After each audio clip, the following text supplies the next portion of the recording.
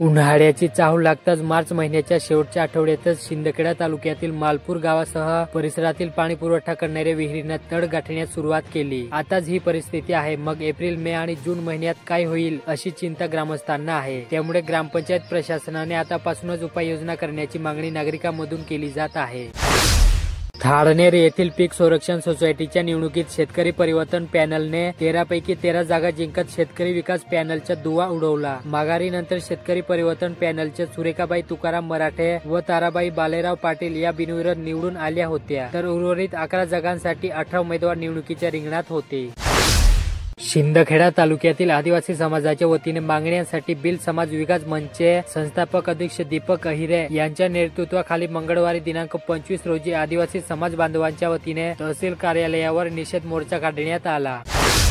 शिरपूर तालुक्यातील दहिवद येथील SVKM अभियांत्रिकी महाविद्यालयात राष्ट्रीय सेवा योजना अंतर्गत आंतरराष्ट्रीय जल दिवस साजरा करत पर्यावरणपूरक उपक्रमाचे आयोजन करण्यात आले होते। यावेळी शिक्षकांनी विद्यार्थ्यांना पाणी बचतीचे महत्त्व सांगून पाणी जपून वापरण्याचे आवाहन केले।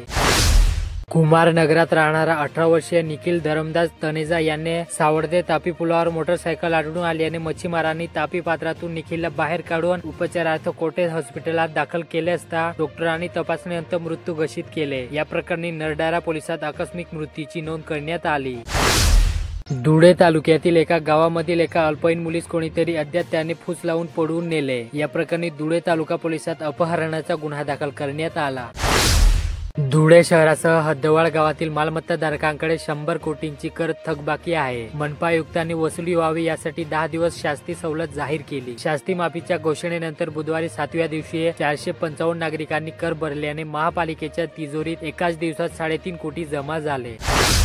धुळे तालुक्यातील सैताडे गावात बिबट्याने थैमान मांडल्याने नागरिकांमध्ये भीतीचे वातावरण निर्माण झाले। बिबट्याचा बंदोबस्त करावा अशी मागणी आमदार राम बंधाडे यांच्याकडे मागणी केली। आमदार राम बंधाडे यांनी वन विभागाला कार्यवाहीची सूचना दिल्याने गाव शिवारात 2 ठिकाणी पिंजरा बसवण्यात आला।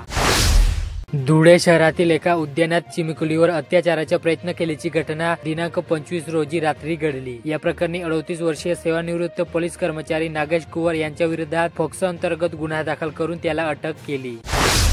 देवपुरातील जय हिंद ज्युनियर महाविद्यालयाच्या गेट नजीक शहरातील भाजपाचे माजी जिल्हाध्यक्ष विनोद मराणकर यांचा मुलगा पुष्कर व त्यांच्या मित्राला विनाकारण शिवगाळ करीत मारहाण केल्याप्रकरणी जुने धुळ्यातील हिस्ट्री शीटर टिंकू बडगुजर याच बुधवारी या प्रकरणी देवपूर पोलिसांनी अटक केली।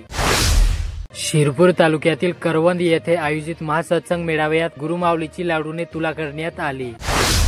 महासत्संग मेळाव्यात बोलताना आमदार अमरीशभाई पटेल करवंद येथील महासत्संग मेळाव्यास खानदेशातून भाविक उपस्थित होते।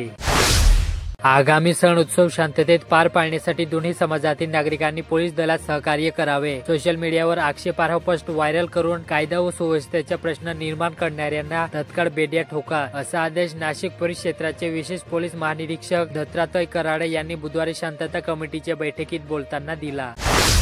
दूध व दुग्धजन्य पदार्थात भेसळ करणे हा कायद्याने गुन्हा असून या पदार्थात भेसळ करणाऱ्यावर कठोर कारवाई करण्याच्या सूचना जिल्हास्तरीय दूध भेसळ प्रतिबंध समितीचे अध्यक्ष तथा अपर जिल्हाधिकारी सुभाष बोरकर यांनी दिल्या।